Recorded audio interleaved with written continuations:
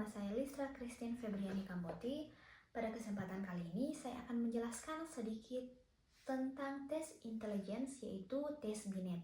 Nah, nama lengkap tes Binet adalah Stanford Binet Intelligence Scale From.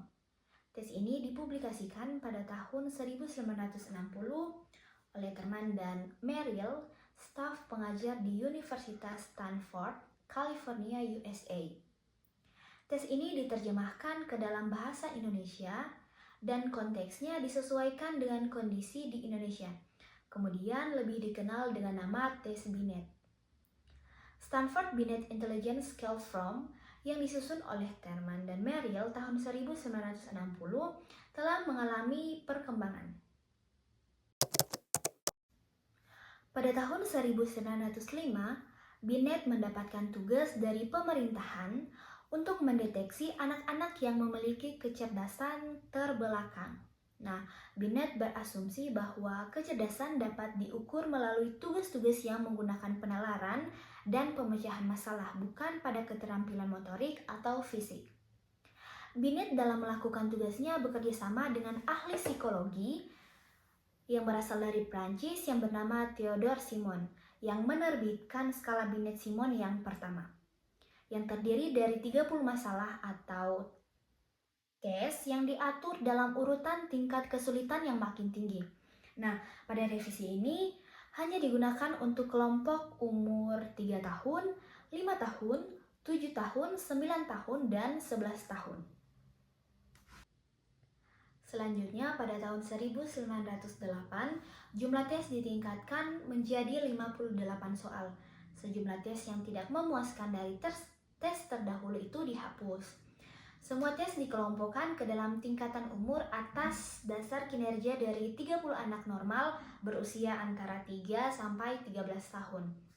Skor pada seluruh tes bisa dirumuskan sebagai tingkat mental yang berhubungan dengan usia anak-anak normal yang kinerjanya ia samai atau disamakan. Artinya pada level 3 tahun ditempatkan semua tes yang sudah dilalui oleh 80-90% anak-anak berumur 3 tahun, begitu pula selanjutnya. Tahun 1911, revisi ketiga dilakukan bersamaan dengan meninggalnya Binet. Nah, dalam skala ini tidak dilakukan perubahan yang fundamental, tapi hanya revisi kecil yang relaksasi atau tes-tes khusus.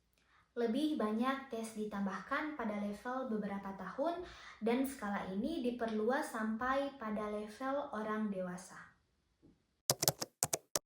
Di Amerika Serikat, revisi yang paling terkenal dan yang paling banyak dipakai selama bertahun-tahun ialah revisi yang dilakukan oleh L.M. Terman dan kawan-kawan di Stanford.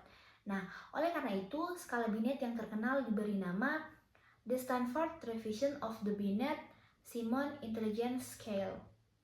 Revisi-revisi yang dilakukan pada tahun 1916, 1937, 1960, dan 1972.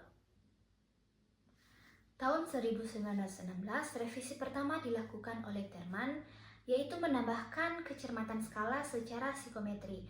Yang kedua, item test disusun berdasarkan tingkat kesukaran dan tingkat umur.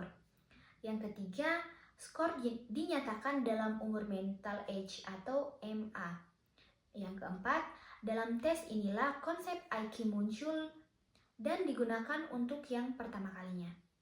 Yang kelima, revisi pada tahun 1916 terdiri dari 90 item. Hal ini memperkenalkan begitu banyak perubahan dan tambahan SHG yang sungguh-sungguh menampilkan suatu tes baru. Dan yang terakhir, standarisasinya menggunakan sampel 1000 anak dan 400 orang dewasa. Selanjutnya, tahun 1937 yaitu revisi Stanford yang kedua dilakukan oleh Terman yang bekerja sama dengan Maud A. Merrill. Jalan pemikirannya didasarkan pada kritik masih adanya kekeliruan pengertian mengenai prosedur yang digunakan untuk pengembangan suatu skala kecerdasan. Yang kedua, karena penggunaan yang populer banyak disalahgunakan bahwa IQ sama dengan kecerdasan. Nah, revisi pada tahun ini menyediakan dua bentuk paralel, yaitu bentuk L dan M. Nah, masing-masing bentuk terdiri dari 129 tes atau item. Selanjutnya, revisi Stanford yang ketiga pada tahun 1960 menyediakan suatu bentuk tunggal LM yang memuat soal-soal terbaik dari kedua bentuk tahun 1937. Pada tahun ini, merevisi soal-soal bergambar yang tidak mempengaruhi gaya pakaian. Hal ini berlaku juga pada mobil dan perlengkapan rumah tangga.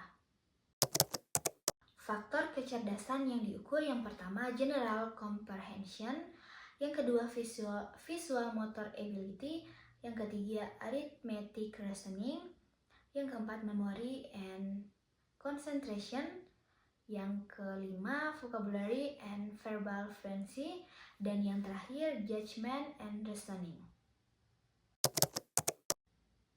Beberapa hal yang harus diperhatikan untuk menentukan awal tes Binet. Yang pertama, menentukan umur kronologis anak atau CA. Yang kedua, tes dimulai pada titik di mana anak mempunyai kemungkinan untuk berhasil, akan tetapi dengan usaha. Yang ketiga, pada umumnya tes Binet dimulai setengah tahun atau 1 tahun di bawah umur kronologis anak. Yang keempat, misal anak usia 5 tahun pada umur beberapa tes Binet dimulai.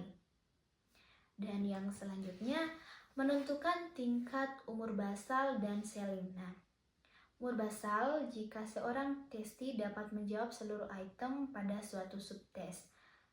Yang kedua itu selling.